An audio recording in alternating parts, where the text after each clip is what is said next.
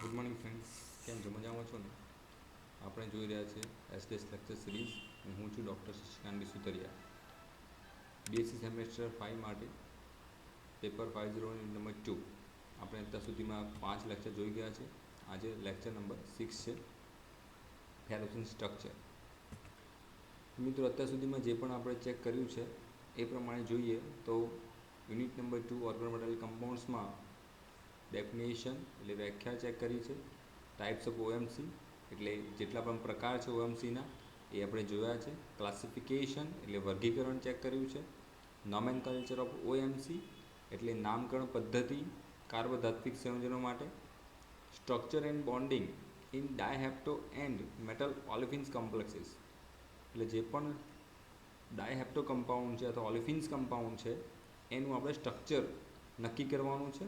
એમાંથી જ્યુઇસ સોલ્ટ અને ફેરોસિન સ્ટ્રક્ચર આ બે આપણને સિલેબસમાં આપેલા છે. એમાંથી આપણે જ્યુઇસ સોલ્ટ જોઈ ગયા છે. તો આજે આપણે જોઈશું ફેરોસિન સ્ટ્રક્ચર. તો ચલો શરૂ કરીએ. તો કાર્બોધાત્વિક સંયોજન એટલે શું મિત્રો? આપણને ખબર જ છે કે કાર્બનિક સમૂહ ધાતુ સાથે સીધી રીતે જોડાયેલો હોય સિગ્મા બંધથી, તો એવા સંયોજનોને કાર્બોધાત્વિક સંયોજન કહેવામાં આવે છે. અને ઓછામાં ઓછો એક કાર્બન પરમાણુ ધાતુ સાથે સીધી રીતે જોડાયેલો હોય છે મિત્રો. તો સાયક્લોપેન્ટાડાઇનાઇલ જે સ્ટ્રક્ચર છે એટલે કે જે બંધારણ છે એ જ ફેરોસિનનું બંધારણ છે.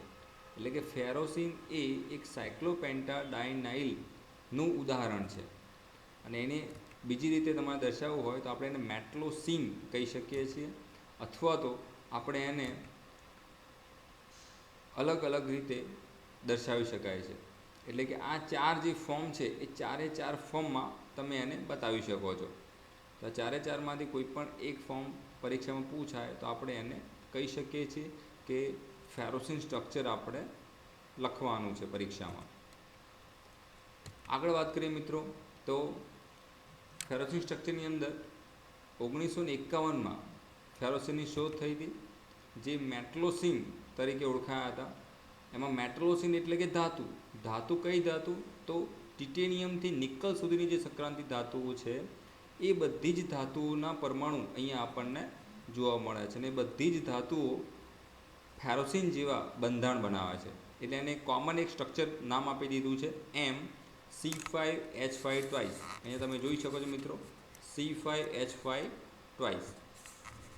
તો એ જ પ્રમાણે જો ફેરોસિનનું નામ આપવું હોય તો શું કરી શકાય? તો FeC5H5 ટ્વાઇસ.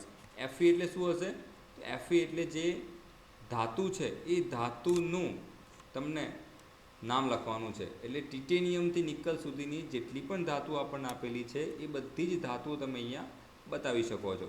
એટલે એ પ્રમાણે જોઈએ તો સાયક્લોપેન્ટાડાઇનાઇલના કાર્બોધાત્વિક સંયોજનોમાં બે સાયક્લોપેન્ટાડાઇન રિંગ સિસ્ટમ આવેલી છે. એટલે કે C5H5 સિસ્ટમ. એટલે કે 5 કાર્બન બંધ ધરાવતી ચક્રીય રચના આપણને અહીંયા આપેલી છે. તો આ રીતે આપણે એનું બંધારણ જોવાનું છે. તો બંધારણ બનાવવા માટે સાયક્લોપેન્ટાડાઇનાઇનના 5 ઇલેક્ટ્રોન એટલે કે જે C5 છે, 5 કાર્બન છે, 5 કાર્બન જોડે એક એક ઇલેક્ટ્રોન રહેલો છે. એટલે કે 5 પાઈ ઇલેક્ટ્રોન આપણે અહીંયા બંધારણમાં ચેક કરવાના છે મિત્રો. તો આગળ જોઈએ, તો આ સંયોજનમાં સાયક્લોપેન્ટાડાઇન C5H5 જે બંધ બનાવે છે પાઈ સાથે, એ દરેક કાર્બન પરમાણુમાં એક સરખા અંતરે ગોઠવાયેલા હોય છે. તો 5 કાર્બન પરમાણુ સમતલમાં આવેલા હોય છે. એટલે કે જે સ્ક્વેર પ્લેનર હોય તો એની અંદર આવેલા હશે.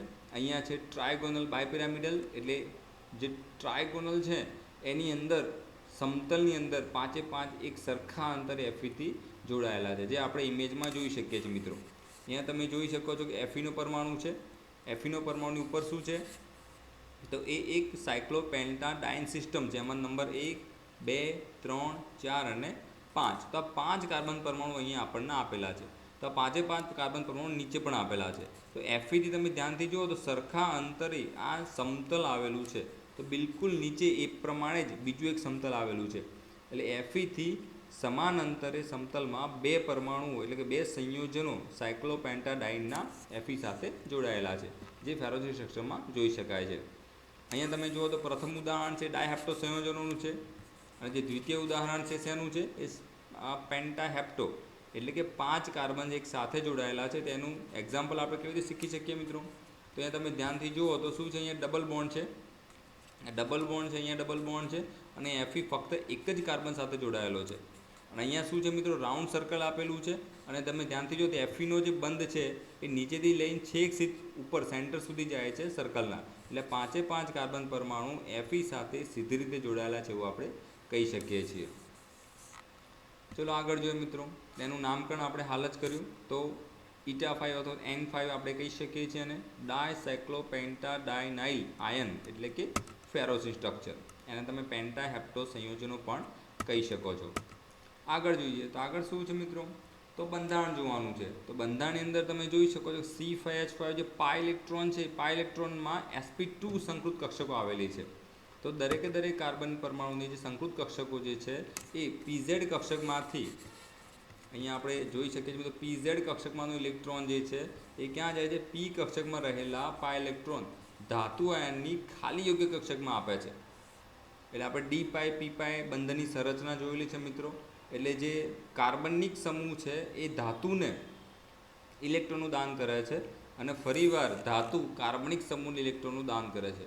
પરિણામે ધાતુ આયન અને C5H5 વડે બંધ બને છે અને એને પાઈ C5H5 ટ્વાઇસ Fe વડે દર્શાવી શકાય છે અથવા તો 𝜂5 C5H5 ટ્વાઇસ Fe વડે દર્શાવી શકાય છે. આ પ્રમાણે બેમાંથી કોઈ પણ એક તમને એક્ઝામમાં પૂછાઈ શકે છે. ફેરોસિન સ્ટ્રક્ચર ફક્ત ફોર્મ્યુલા આપેલી હોય તો આપણને ખબર પડવી જોઈએ કે આ ફેરોસિન છે. તો આ પ્રમાણે બે અલગ અલગ રિંગ છે એ સરખા અંતરે સમાન અંતરે ફેરોસિનમાં Fe સાથે જોડાયેલી છે. તો એના બે ઉદાહરણ છે, સમાન અંતરે જોડાયેલી છે. એના બે ઉદાહરણ આપેલા છે, એક સ્ટેગર્ડ અને ઇક્લિપ્સ્ડ. સ્ટેગર્ડ અને ઇક્લિપ્સ્ડ અહીંયા મિત્રો જોઈ શકાય છે. આ સ્ટેગર્ડ ફોર્મ છે, આ ઇક્લિપ્સ ફોર્મ છે.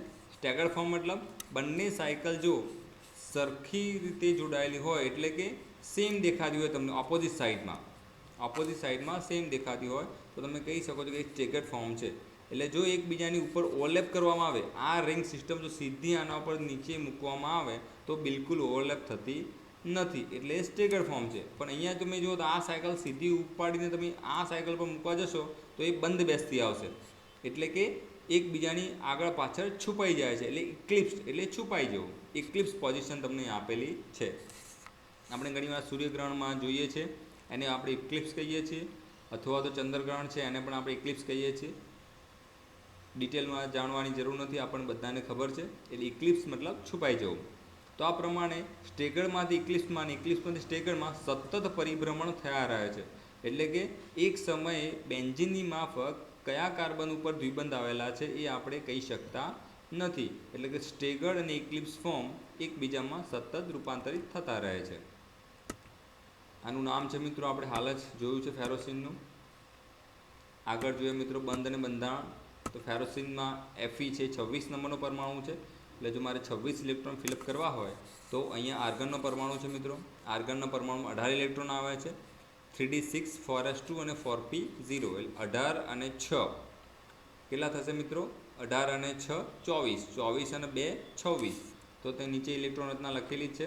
તો અહીંયા ડી કક્ષકમાં 5 સેલ છે, એસ કક્ષકમાં 1 સેલ છે અને પી કક્ષકમાં 3 સેલ છે. તો દરેકે દરેકમાં આપણે ઇલેક્ટ્રોન જે છે ફિલઅપ કરીશું. 3d6 4s2 અને 4p0. હવે જો એને ઉત્તેજિત કરવામાં આવે તો શું થશે? બે રીતે તમે એને કરી શકો છો. એક જે છે એ 4s કક્ષકમાંથી ઇલેક્ટ્રોન જે છે એ ટ્રાન્ઝિશન કરીને આપણે 4p કક્ષકમાં લઈ જઈ શકીએ છીએ. અને બીજા ફોર્મમાં એવું છે કે આ બધા જ જે ઇલેક્ટ્રોન છે એકબીજામાં પેરિંગ કરવાના છે. તો અહીંયા આપણે એને ઉત્તેજિત અવસ્થા તરીકે બતાવેલા છે. તો તમે જોઈ શકો છો કે ડી કક્ષકમાં 6 છે, એસ કક્ષકમાં 1 છે અને પી કક્ષકમાં પણ 1 ઇલેક્ટ્રોન અહીંયા અવેલેબલ છે. હવે આપણે બંધારણ બનાવવું છે તો આપણે શું કરીશું? તો જૂનાવાદ પ્રમાણે એનું બંધારણ બનાવીશું. તો એને ફિલઅપ કરવાના છે રિવર્સ પોઝિશનમાં, એટલે કે બેક સાઈડ. તો ત્યાં તમે જોઈ શકો તો 4s2 છે, 4p0 છે. અને હવે તમે એનું બંધારણ પેરિંગ કરીશું. એટલે આ જે ઉપરના ઇલેક્ટ્રોન છે, આ ઇલેક્ટ્રોન છે એ ક્યાં જશે? અહીંયા જશે. એટલે આ સેલ ખાલી પડશે. આ ઇલેક્ટ્રોન છે અહીંયા જશે એટલે આ સેલ ખાલી પડશે. એટલે હવે આ બે સેલ ખાલી થઈ જશે. તમે નીચે જોઈ શકો છો 2 2 4 2 6. એટલે ઉપર જે 6 ઇલેક્ટ્રોન હતા એ પણ નીચે પણ 6 ઇલેક્ટ્રોન છે. આ જે 4s2 છે અહીંયા તમે Fe છે એ આની જોડે બંધ બનાવે છે એટલે Fe+2 પોઝિશનમાં આવે છે. એટલે શું થશે કે ત્યાંથી ઇલેક્ટ્રોન રિમૂવ કરશે. એટલે આપણે બંધારણ પ્રમાણે એક Fe નોર્મલ પોઝિશનમાં જોવાનો છે અને બીજો છે Fe+2ની પોઝિશનમાં જોવાનો છે. તો અહીંયા તમે જોઈ શકો છો કે Fe છે એ અત્યારે હાલ એઝ અ લિગાન્ડ તરીકે કાર્બનિક સમૂહ સાથે જોડાયેલો છે નહીં, એ પ્રમાણે બતાવેલું છે. એટલે આપણે +2 ચાર્જ બતાવતા નથી, એટલે +2ના ઇલેક્ટ્રોન તમને અહીંયા અવેલેબલ દેખાય છે. એટલે તમે હવે અહીંયા 6 ઇલેક્ટ્રોન છે, અહીંયા 2 ઇલેક્ટ્રોન છે, 6 અને 2 8, 8 વત્તા 18 એટલે ટોટલ થઈ જશે 26. અહીંયા આપણી સમક્ષ એક સાયક્લોપેન્ટાડાયન રિંગ સિસ્ટમ આપેલી છે. એ સાયક્લોપેન્ટાડાયન રિંગ સિસ્ટમમાં 5 ઇલેક્ટ્રોન આપણને અવેલેબલ બતાવે છે, 1 2 3 4 એન્ડ 5. અને સેમ ટુ સેમ બીજી એક રિંગ સિસ્ટમ આપેલી છે આપણને, એની અંદર પણ 5 ઇલેક્ટ્રોન છે, 1 2 3 4 એન્ડ 5. તો બંને રિંગ સિસ્ટમમાં 5 ઇલેક્ટ્રોન ગોઠવાયેલા છે. એટલે 5 વત્તા 5 એટલે 10 ઇલેક્ટ્રોન આપણે ફિલઅપ કરવાના છે. અને તમે જોઈ શકો છો ઉપરની જે કક્ષક છે, ડી કક્ષક, એસ કક્ષક અને પી કક્ષક, એમાં કેટલા સેલ ખાલી છે? તો મિત્રો ધ્યાનથી જો 1 2 એન્ડ 3 આ 3 સેલ ખાલી છે અને અહીંયા પણ 1 એન્ડ 2 એટલે 3 + 2 = 5. એટલે 5 સેલ ખાલી છે અને આપણને ખબર છે કે એક સેલમાં 2 ઇલેક્ટ્રોન ભરાય છે. તો 2 2 4 2 6 2 8 અને 2 10 ઇલેક્ટ્રોન અહીંયા આપણે ફિલઅપ કરવાના થાય છે. તો મિત્રો અહીંયા 5 ઇલેક્ટ્રોન છે, અહીંયા 5 ઇલેક્ટ્રોન છે, તો 5 + 5 = 10. તો 10 ઇલેક્ટ્રોન આપણે અહીંયા કક્ષકમાં ડોનેટ કરવાના છે. તો C5H5 જોડે 5 ઇલેક્ટ્રોન છે, 1 બાય 1 આપણે ડોનેટ કરીશું અહીંયા. તો આ રીતે જે રાઈટ સાઈડની સાયકલ છે એ 5 ઇલેક્ટ્રોન ડોનેટ કરશે અને લેફ્ટ સાઈડની સાયકલ છે એ 1 ઇલેક્ટ્રોન અહીંયા ડોનેટ કરશે અને બાકીના જે છે એ અહીંયા ડોનેટ કરશે. એટલે જે ક્રોસ નિશાની છે ઇલેક્ટ્રોન જ છે, તો ફક્ત સમજવા માટે આપણે એને અલગ રીતે બતાવેલું છે, અધરવાઇઝ એ ઇલેક્ટ્રોન જ છે. તો 5 અને 5 10 ઇલેક્ટ્રોન અહીંયા આપણે ફિલઅપ કર્યા છે. એટલે ધ્યાનથી જુઓ તો એક સાયકલ જે છે એ રાઇટ હેન્ડ સાઈડથી 5 ઇલેક્ટ્રોન આ રીતે જોડાયેલા છે અને જે લેફ્ટ હેન્ડ સાઈડની સાયકલ છે એ 5 ઇલેક્ટ્રોન આ રીતે જોડાયેલા છે. અને જો તેનું બંધારણ તમને જોવામાં આવે તો 2 કક્ષક ડીની છે, અહીંયા આપણે ચેક કરવાની કોશિશ કરીશું મિત્રો. 2 કક્ષક ડીની છે, એક કક્ષક એસની છે અને 3 કક્ષક શેની છે? પીની છે. એટલે D2sp3 અને D2sp3 જ્યારે બંધારણ બને ત્યારે આપણે એવું કહી શકીએ છીએ કે એ સંકરણનો આકાર કેવો હશે? ટ્રાયગોનલ બાયપિરામિડલ, એટલે ત્રિકોણીય દ્વિપિરામિડલ સંયોજન બને છે. આ પ્રમાણે આપણે એને બતાવી શકીએ છીએ. વધુમાં મિત્રો જો આપણે ચેક કરવું હોય તો આ જે સંયોજન આપણે જોયું એ જ પ્રમાણે ઇલેક્ટ્રોનની સંખ્યા કેટલી હતી ડી કક્ષકમાં અને એસ કક્ષકમાં? એટલે ટોટલ Fe જોડે કેટલા ઇલેક્ટ્રોન હતા? 8 ઇલેક્ટ્રોન હતા. આર્ગન સિવાયના 8 ઇલેક્ટ્રોન છે. તો એની અંદર બીજા આપણે કેટલા ઇલેક્ટ્રોન મૂકીએ છીએ? તો સાયક્લોપેન્ટાડાયન સિસ્ટમના 10 ઇલેક્ટ્રોન મૂકીએ છીએ. તો 5 × 2 = 10. તો 10 ઇલેક્ટ્રોન આપણે અહીંયા ફિલઅપ કરેલા છે. તો ટોટલ કુલ ઇલેક્ટ્રોનની સંખ્યા કેટલી થઈ? તો 8 + 10 એટલે 18 ઇલેક્ટ્રોન થાય છે. અને આપણે જાણીએ છીએ કે આર્ગનના 18 ઇલેક્ટ્રોન છે, બાકીના ડી, એસ અને પી 3 કક્ષકમાં ભેગા થઈને 18 ઇલેક્ટ્રોન થાય છે. એટલે 18 + 18 = 36 થાય છે. અને 36 છે એ ક્રિપ્ટોન જેવી રચના ધરાવે છે.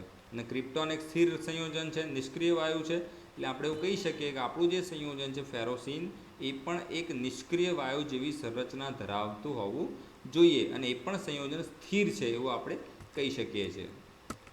આગળ જોઈએ મિત્રો, +2 પોઝિશનમાં આપણે ચેક કરીશું.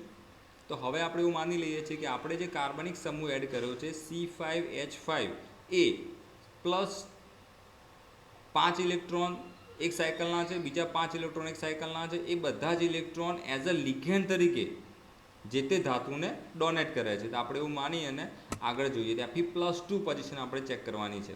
તો D6 છે, 4s2 છે અને 4p0 છે. મીન્સ આ ધરાવસ્થા બતાવેલી છે. ધરાવસ્થાની આગળ જોઈએ ઉત્તેજિત અવસ્થા, તો તમે પેરિંગ કરી શકો છો. તો પેરિંગ કરી શકો છો અને ઉત્તેજિત પણ એક ઇલેક્ટ્રોન આગળ લઈ જઈ શકો છો. પણ અહીંયા આપણે શું જોવાનું છે મિત્રો? ફરી એકવાર Fe+2 પોઝિશન. એટલે +2 પોઝિશન હશે એટલે અહીંયા જે એસ કક્ષક છે એ એસ કક્ષકમાં ઇલેક્ટ્રોન છે નહીં, એ 0 બતાવેલો છે. તમે અહીંયા જોઈ શકો છો 0. કેમ કે +2 પોઝિશન છે એટલા માટે. તો હવે Fe+2ની જોડે C5H5ના 2 સાયકલ એડ કરવાની ટ્રાય કરીએ મિત્રો અને સમજવાની કોશિશ કરીએ. તો આ રીતે ઇલેક્ટ્રોન આપણને ફિલઅપ કરેલા આપેલા છે, એનું આપણે સૌથી પહેલાં પેરિંગ કરી દઈશું. એસ કક્ષકમાં ઇલેક્ટ્રોન છે નહીં. બે ઇલેક્ટ્રોન જે વધારાના તમે સાયક્લોપેન્ટાડાયલની સિસ્ટમ જોડે જોઈ શકો છો, એ વધારાના ઇલેક્ટ્રોન ક્યાંથી આવ્યા? તો જે તે ધાતુએ લિગેન્ડને ડોનેટ કર્યા હતા એ ઇલેક્ટ્રોન તમને અહીંયા બતાવવામાં આવે છે, Fe+2. એટલે જે +2ના જે એસ કક્ષકના બે ઇલેક્ટ્રોન જે 0 બતાવેલા છે, એ બે ઇલેક્ટ્રોન ક્યાં ગયા? તો એક ઇલેક્ટ્રોન અહીંયા આવે છે અને બીજો એક ઇલેક્ટ્રોન અહીંયા આવે છે. એમ કરીને સાયક્લોપેન્ટાડાયલ સિસ્ટમ જોડે 6 ઇલેક્ટ્રોન થઈ જાય છે. એટલે 5 ઇલેક્ટ્રોન હતા, એક ધાતુ આને આપ્યો, =5 + 1 = 6. તો 6 ઇલેક્ટ્રોન એક સાયક્લોપેન્ટાડાયનાઇલ સિસ્ટમ જોડે છે. તો એક 6 છે એવા બે સિસ્ટમ છે આપણે, 6 × 2 = 12. તો એ પ્રમાણે આપણે ઇલેક્ટ્રોન ફિલઅપ કરવાના છે. તો તમે ધ્યાનથી જુઓ તો 2 2 2 એટલે 6 ઇલેક્ટ્રોન આ સિસ્ટમે અહીંયા રાઈટ સાઈડ આપ્યા છે, અને બાકીના જે લેફ્ટ હેન્ડ સાઈડની સિસ્ટમ છે એને 2 ઇલેક્ટ્રોન એસ કક્ષકમાં આપ્યા, 2 ઇલેક્ટ્રોન છે ડી કક્ષકમાં આપ્યા, અને બાકીના 2 ઇલેક્ટ્રોન પાછા ડી કક્ષકમાં ડોનેટ કરે છે. એટલે આપણે એવું કહી શકીએ કે બંને રિંગ સિસ્ટમ જે ઇલેક્ટ્રોનનું દાન ધાતુને કરે છે અને 12 ઇલેક્ટ્રોન સંપૂર્ણ રીતે વ્યવસ્થિત ગોઠવાઈ જાય છે, એટલે કે સંપૂર્ણ રીતે એક્સેપ્ટ કરી લે છે. અને ફરી એકવાર તમે જુઓ તો આખી જે રિંગ સિસ્ટમ હતી એ ડોનેટ કર્યા પછી આ જે ડી કક્ષકમાં કોઈ પણ ઇલેક્ટ્રોન ખાલી રહેતો નથી, એસ કક્ષકમાં પણ કોઈ ઇલેક્ટ્રોન ખાલી રહેતો નથી, અને અહીંયા તમે જુઓ પી કક્ષકમાં પણ કોઈ પણ ઇલેક્ટ્રોન ખાલી રહેતો નથી. એટલે કે ડી, એસ અને પી બધા જ ઇલેક્ટ્રોન ફૂલફિલ કરેલા છે. એટલે અહીંયા ડીમાં 10 ઇલેક્ટ્રોન છે, એસમાં 2 ઇલેક્ટ્રોન છે અને પીમાં 6 ઇલેક્ટ્રોન છે. એટલે 10 + 2 + 6 = 18 ઇલેક્ટ્રોન થશે મિત્રો. તો આ રીતે એસ જે સાયક્લોપેન્ટાડાયલ સિસ્ટમ છે એ પોતાના ઇલેક્ટ્રોન આપીને ધાતુ સાથે જોડાય છે, અને આર્ગન +18 ઇલેક્ટ્રોન જોડાઈને 36 ઇલેક્ટ્રોન થાય છે, અને એ ક્રિપ્ટોન જેવી રચના ધરાવે છે. એટલે ફરી એકવાર આપણે હાઇબ્રિડાઇઝેશન જોઈએ છીએ. જે Fe નોર્મલ પોઝિશનમાં જે ઉત્તેજિત અવસ્થા કરી હતી આપણે, ઇલેક્ટ્રોન ટ્રાન્ઝિશન કરેલો હતો, એ જ પ્રમાણે અહીંયા +2 પોઝિશનમાં પણ સેમ હાઇબ્રિડાઇઝેશન મળે છે, કોઈપણ પ્રકારનો ચેન્જ મળતો નથી. D2sp3 સંકરણ આપણને અહીંયા જોવા મળે છે. અને D2sp3 સંકરણ હોય તો આપણને ખબર છે કે આપણું જે સંયોજન છે કેવું હશે? ટ્રાયગોનલ બાયપિરામિડલ. તો ફરી એકવાર ઇલેક્ટ્રોનની આપણે કમ્પેરિઝન કરી લઈએ. 6 ઇલેક્ટ્રોન છે ધાતુ જોડે, 6 ઇલેક્ટ્રોન છે સાયક્લોપેન્ટાડાયન સિસ્ટમ જોડે. આ 6 × 2 = 12. એટલે અહીંયા હતા 6, અહીંયા થયા 12, 12 + 6 બરાબર થયા 18. તો આ પ્રમાણે 18 ઇલેક્ટ્રોન અહીંયા આપણને આપેલા છે. તો આ સિસ્ટમ પ્રમાણે 18 18 36 થશે. ફરી એકવાર ક્રિપ્ટોન જેવી રચના થાય છે અને આપણું બંધારણ છે સ્થિર છે આપણે કહી શકીએ છીએ મિત્રો. આગળ જોઈએ તો બંનેની કમ્પેરિઝન આપેલી છે, જે હાલત ચર્ચા કરીએ કમ્પેરિઝન અહીંયા આપેલી છે. તો કમ્પેરિઝન જોઈ લઈએ. બંને બાજુ સેમ 18 18 ઇલેક્ટ્રોન થાય છે. એટલે બંને Fe ઉત્તેજિત અવસ્થા અને Fe+2 પોઝિશન બંનેમાં ઇલેક્ટ્રોનનો સરવાળો 36 થાય છે, 18 + 18. એટલે બંને બાજુ સરખા તમને જે પણ રિઝલ્ટ છે જોવા મળે છે, અને એના કારણે આપણે શું કહીએ છીએ કે આપણું જે બંધારણ છે સ્થિર છે. ફરી એકવાર આપણે ડી પાઈ પી પાઈની ચર્ચા કરીશું, કારણ કે આ ઓલિફિન સંયોજનો એક પ્રકારના ડી પાઈ પી પાઈ સંયોજનો બનાવે છે, જે જ્યુઇશ સોલ્ટમાં આપણે આગળ જોઈ ગયા છે. તો ધાતુ છે એ કાર્બન જોડેથી લિગેન્ડ એટલે કે કાર્બન જોડેથી ઇલેક્ટ્રોનનો સ્વીકાર કરે છે. એટલે કાર્બનની ભરાયેલી કક્ષકમાંથી ધાતુની ખાલી પી કક્ષકમાં ઇલેક્ટ્રોનનું દાન કરે છે, અને તેથી ધાતુ જોડે ઇલેક્ટ્રોનનો ભાર વધે છે, અને જે પણ ઇલેક્ટ્રોન છે એ કાર્બનિક સમૂહને પાછા આપે છે, અને એને કહેવાય ડી પાઈ પી પાઈ બેક બંધન. અહીંયા તમે જોઈ શકો છો કે કાર્બનિક સમૂહ જ્યારે ધાતુ આયન ઇલેક્ટ્રોન આપે છે ત્યારે સિગ્મા બંધ બને છે, અને જ્યારે ધાતુ આયન કાર્બનિક સમૂહની ઇલેક્ટ્રોન પાછા આપે છે ત્યારે પાઈ બંધ બને છે. તો ડી પાઈ પી પાઈ બંધની સંરચના આપણે જોઈ છે મિત્રો. લિગેન્ડ ટુ મેટલ સિગ્મા બંધ બને છે, અને મેટલ ટુ લિગેન્ડ પાઈ બંધ બને છે. આગળ જોઈએ મિત્રો તો એ સિરીઝમાં તમે જોયું A અને B બે પાર્ટ છે, ligand to metal, metal to ligand. આપણે હાલ ચર્ચા કરી છે, ફરી એકવાર જોઈ લઈએ. ઓલિફિનની પાઈ ઇલેક્ટ્રોન ઘનતા ધાતુની બંધ બનાવતી કક્ષક સાથે સિગ્મા બંધ બનાવે છે, અને ધાતુ આયન પર ઇલેક્ટ્રોન વધી જવાથી ધાતુ આયનના ડી પાઈ ઇલેક્ટ્રોનનું લિગેન્ડ ખાલી એન્ટીબોન્ડિંગ કક્ષકમાં એટલે કે પાય સ્ટાર કક્ષકમાં સ્થળાંતર કરે છે અને જે D pi P pi back bonding તરીકે ઓળખાય છે મિત્રો. Metal to ligand, ligand to metal. અને આ પ્રમાણે આપણું જે સંયોજન છે સ્થિર છે એવું કહી શકાય છે. હવે એને થોડુંક આપણે સ્પેક્ટ્રોસ્કોપીના આધારે પણ થોડું શીખી લઈએ, જેથી કરીને પ્રૂવ થઈ જાય કે ફેરોસિન સ્ટ્રક્ચર છે સ્ટેબલ છે. તો ફેરોસિન સ્ટ્રક્ચર તમે જોયું કે એક્સરે વિવર્તનમાં જે સી સિંગલ બોન્ડ સી છે એનું તમે વેલ્યુ ચેક કરો તો 1.39 આવે છે, પણ એકચ્યુઅલમાં સી સિંગલ બોન્ડ સી કેટલું છે 1.54, અને સી ડબલ બોન્ડ સી કેટલું છે 1.33. એટલે 33 અને 54ની વચ્ચેનું આપણને જોવા મળે છે. એટલે આપણે એક સમય એવું કહી શકીએ કે સિંગલ બોન્ડ પણ નથી અને ડબલ બોન્ડ પણ નથી. એટલે બંને એક સાથે શક્ય છે નહીં. એટલે બંનેની વચ્ચેનું કોઈક સંકરણ આપણને અહીંયા મળતું હોવું જોઈએ. સિંગલ બોન્ડ હોય તો sp3 સંકરણ હોય, ડબલ બોન્ડ હોય તો sp2 સંકરણ હોય. તો આ પ્રમાણે બે બંધની વચ્ચેનો પીક આપણને જોવા મળે છે. એટલે કે જે પાય બંધ છે એ સતત સંસ્પંદન થવાના કારણે આપણે આગળ જોઈ ગયા છે સ્ટેગર્ડ અને ઇક્લિપ્સ પોઝિશન. તો સતત સંસ્પંદન થવાના કારણે એ પાય ઇલેક્ટ્રોન બધા જ કાર્બનમાં એક સરખા અંતરે ગોઠવાયેલા હોય છે, એટલે એક સરખા અંતરે ફરે છે, અને જેના કારણે આપણે ડબલ બોન્ડ સિંગલ બોન્ડ ખબર પડતી નથી અને આપણે એ પ્રૂવ કરી શક્યા નથી.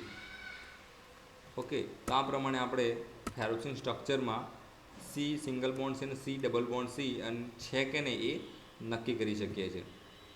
માની લો કે આઈએફ ફ્રીક્વન્સી આપણે ચેક કરવી છે તો મિત્રો આઈએફ ફ્રીક્વન્સીમાં 1300 થી 1500ની આપણને રેન્જ મળે છે, 1300 થી 1500ની રેન્જ. અને એ રેન્જ જે છે એ સી સિંગલ બોન્ડ સીની પણ નથી અને સી ડબલ બોન્ડ સીની પણ નથી. તો સી સિંગલ બોન્ડ સીની કેટલી છે 1100 થી 1200, અને સી ડબલ બોન્ડ સીની કેટલી છે મિત્રો 1500 થી 1600.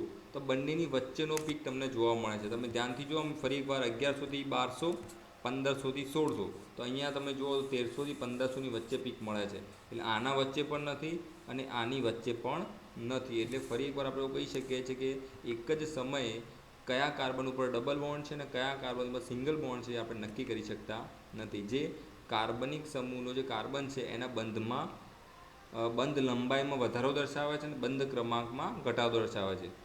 આપણને ખબર છે સી સિંગલ બોન્ડ સી હોય તો બંધ લંબાઈ સૌથી વધારે હશે, સી ડબલ બોન્ડ સી હોય તો બંધ લંબાઈ થોડીક ઓછી હશે, અને સી ટ્રિપલ બોન્ડ સી હોય તો બંધ લંબાઈ એના કરતાં પણ ઓછી હશે. એટલે સિંગલ બોન્ડથી ટ્રિપલ બોન્ડ તરફ જતાં બંધ લંબાઈમાં ઘટાડો થાય છે. એ જ પ્રમાણે રિવર્સ પોઝિશનમાં જાઓ, ટ્રિપલ બોન્ડથી સિંગલ બોન્ડ તરફ જતાં બંધ લંબાઈમાં વધારો થતો જાય છે. એ જ રીતે એની પ્રબળતા એટલે જે સ્ટ્રોંગનેસ છે એ પણ પ્લસ માઇનસ છે. સિંગલ બોન્ડથી ટ્રિપલ બોન્ડ તરફ જઈએ તો પ્રબળતા વધતી જાય છે, અને ટ્રિપલ બોન્ડથી સિંગલ બોન્ડ તરફ જઈએ તો પ્રબળતા ઘટતી જાય છે. અને આ પ્રમાણે આપણે એને કહી શકીએ છીએ કે એ સંયોજન છે એ સ્થિર છે. અને બેન્ઝીન જેવી રચના ધરાવતા હોવાને કારણે એટલે કે બેન્ઝીન જેવું અનુસરણ કરે છે માટે એ એરોમેટિક છે એવું આપણે કહી શકીએ છીએ. ઓકે, તો આ પ્રમાણે મિત્રો આ લેક્ચર તમને ગમ્યું હશે. કંઈ પણ કોમેન્ટ્સ હોય તો તમે કરી શકો છો. જો વિડીયો ગમ્યો હોય તો મિત્રો જરૂરથી લાઇક શેર કરજો અને સબસ્ક્રાઈબ કરવાનું ભૂલતા નહીં. રજા આપશો. આભાર.